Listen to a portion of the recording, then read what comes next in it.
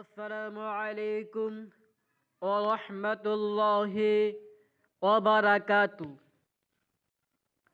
সম্মানিত মুসল্লিনে ইকরাম, আপনারা কেমন আছেন? আশা করি আল্লাহর রহমতে আপনারা ভালোই আছেন। প্রিয় দর্শক মণ্ডলী, আজকে আলোচনা করব শবে বরাতে নামাজ আদায়ের নিয়ম। জেনে রাখুন।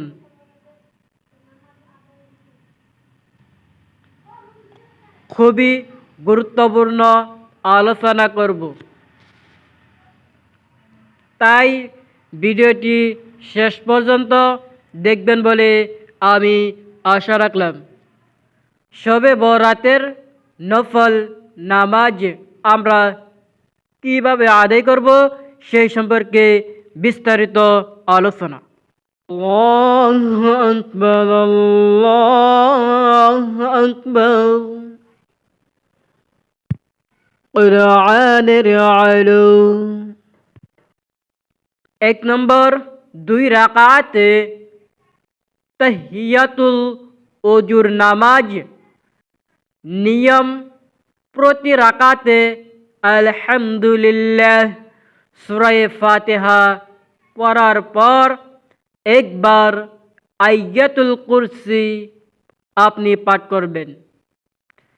রাসূলুল্লাহ সাল্লাল্লাহু আলাইহি ওয়াসাল্লাম আমাদেরকে যাতে আল্লাহ তাআলা হুজুর পাক সাল্লাল্লাহু আলাইহি সাল্লামের তরিকা মুতাফিকে পড়ার জন্য তৌফিক দান করে। 3 বার কুল হু আল্লাহু শরীফ সূরা ইখলাস। ফজিলত: প্রতি ফোঁটা পানির বদলে 700 নেকি লেখা হবে।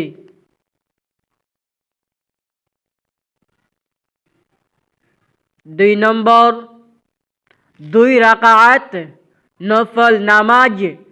নিয়ম: 1 নং নামাজের মতো প্রতি রাকাতে সূরা ফাতিহা পড়ার পর একবার আয়াতুল কুরসি এবং 15 বার করে সূরা ইখলাস শরীফ আপনি তারপর সালাম ফেরানোর পর 12 বার দরুদ ইব্রাহিম আপনি পড়বেন।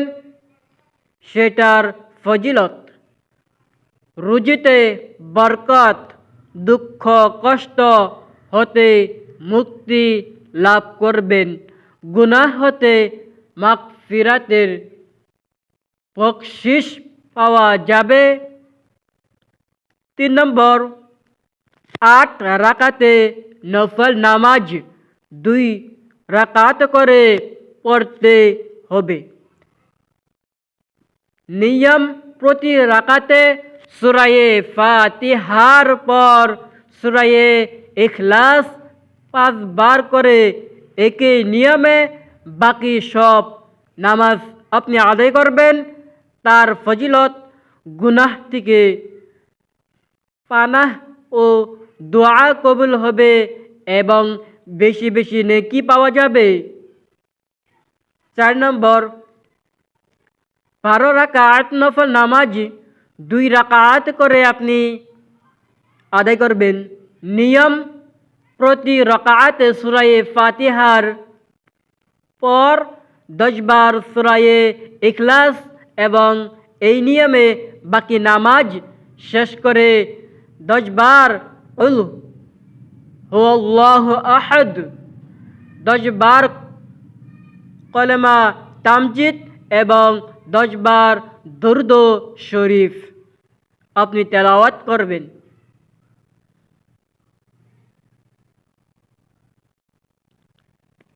5 নম্বর, 14 রাকাত নফল নামাজ 2 রাকাত করে। নিয়ম: প্রতি রাকাতে সূরা ফাতিহার পর যে কোনো একটি সূরা আপনি পড়ুন না কেন। ফজিলত: যে কোনো দোয়া চাইলে তা কবুল হবে ইনশাআল্লাহ। 6 নম্বর, 4 রাকাত নফল নামাজ এক সালামে পড়তে হবে। সেই নামাজ পড়ার নিয়ম, প্রতি রাকাতে সূরা ফাতিহা পর 50 বার সূরা ইখলাস শরীফ আপনি পড়বেন। তিনার ফজিলত, গুনাহ থেকে এমনভাবে পাক পবিত্র হবেন যে। 7 নম্বর, 8 রাকাত নফল নামাজ এক সালামে আপনার পড়তে হবে। তাই সেই নামাজের নিয়ম, প্রতি রাকাতে সূরা ফাতিহার পর 11 বার সূরা ইখলাস আপনি পড়বেন।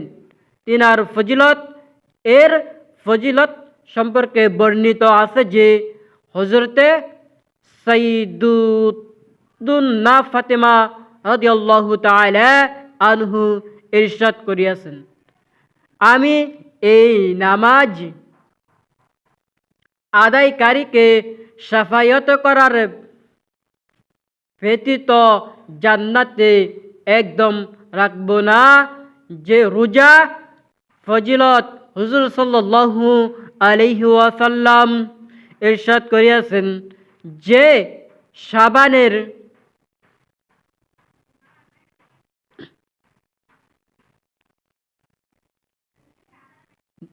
একদিন রোজা রেখে তাকে আমার শাফায়াত হবে।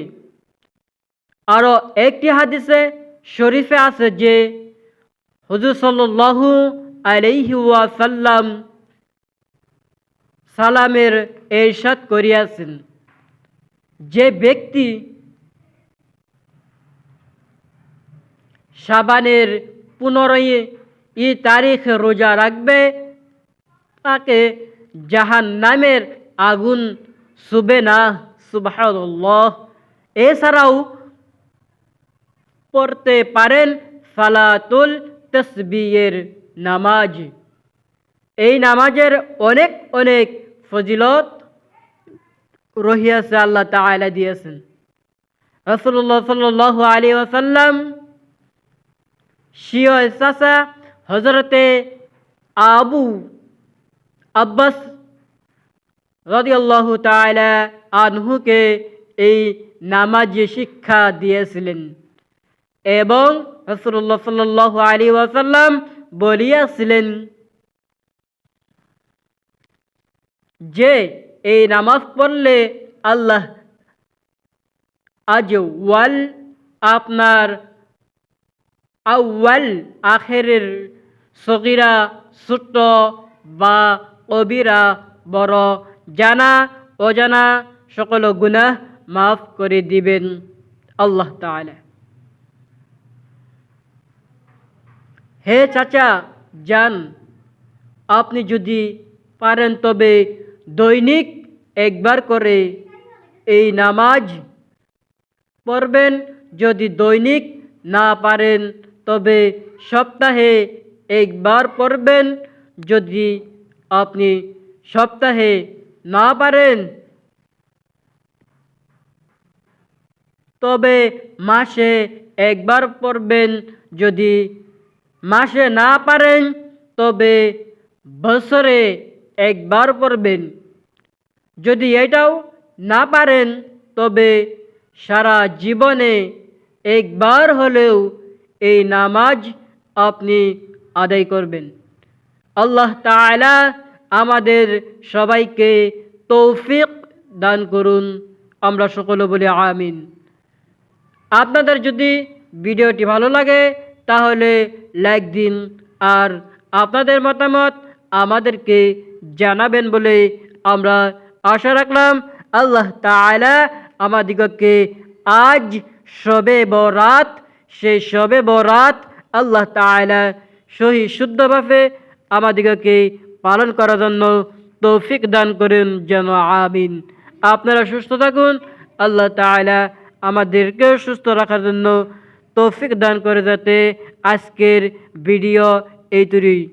তাই আপনাদেরকে বলতেছি, এইরকম ভিডিও পাওয়ার জন্য আমাদের এই চ্যানেলটিকে সাবস্ক্রাইব করে রাখুন।